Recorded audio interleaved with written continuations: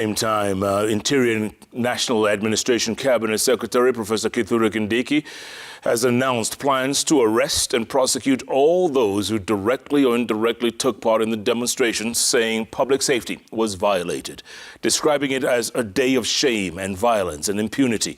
The Interior Cabinet Secretary said the government has mobilized all law enforcement agencies and institutions of the criminal justice system to urgently conclude investigations and arrest those culpable. Professor Kindiki also hit out at Azimio leader Raila Odinga, accusing him of thriving in chaos and violent scenes. We get more from our very own Jemtai Goween. Owing to the chaos and violent scenes witnessed as the opposition instituted anti-government rallies across the country, rallies that had been outlawed by the Inspector General of Police, the Interior Cabinet Secretary has warned the organizers and participants of the demos that were characterized by massive looting and destruction of infrastructure that they will face the full force of the law.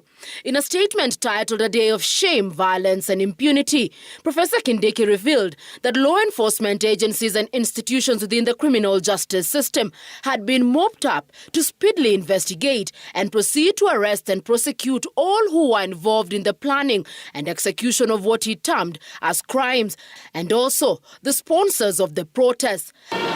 Similar condemnation shared by Roads and Transport Cabinet Secretary Murkomen, who also implored the DCI to commence investigations into the vandalism witnessed along the expressway and capitalize on CCTV and images captured by the media to bring the perpetrators to book. Vowing to bring an end to the culture of impunity, Professor Kindiki regretted that the opposition had gone back on their pledge to carry out peaceful demonstrations and instead unleashed terror on innocent Kenyans, resulting in loss of lives and injuring of uniformed officers and civilians, and further crippling an already battered economy.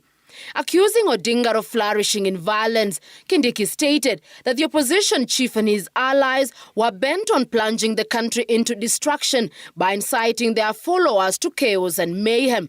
He added that it was shameless for the country to witness unprovoked looting of private premises, illegal obstruction of economic activities, extensive damage of major public assets and infrastructure built on the sweat and taxes of Kenyans. This in reference to the damage on the expressway by rioters. Murkomen warned Odinga against abusing the privilege of political rights to cause mayhem, saying going forward, organizers of protests must be held liable for any damage or looting of public or private property. With a warning, heads are expected to roll in the coming days as the government initiates actions on individuals it will have earmarked. The question that abounds is, will the Azimio leadership be arrested and prosecuted? And will police officers who allegedly shot dead nearly a dozen protesters be held to account? Chemutai Goin, Citizen TV, Nairobi.